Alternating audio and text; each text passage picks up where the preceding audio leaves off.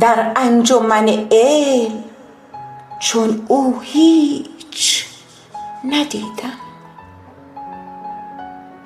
شهد و شکر و در به هم نیز نچشیدم.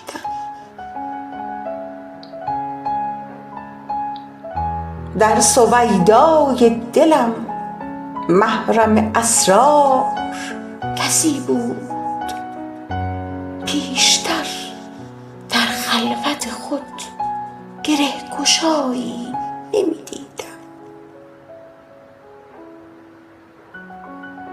آن دم که سخن باز شد از عمق وجودم، در آرامگه عشق خود از خواب پریدم.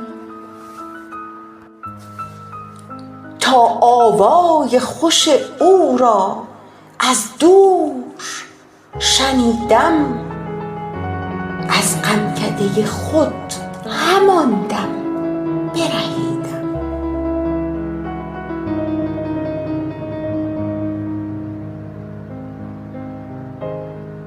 از قامت وی سرو سهی زود خجل شد، در سخن از او دمادم بشنیدم. ناگهان قلب من از جا به در شد، تا سخن عشق او بسیار شنیدم.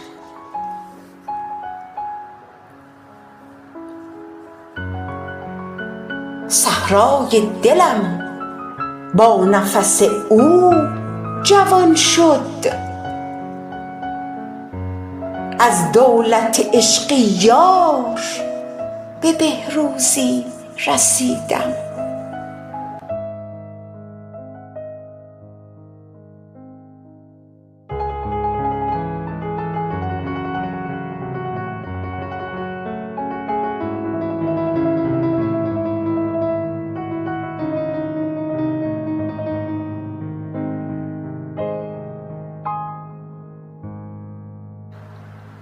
تا ساز دلم با نفس او یکی شد، از همه چیز و همه کس دست کشیدم.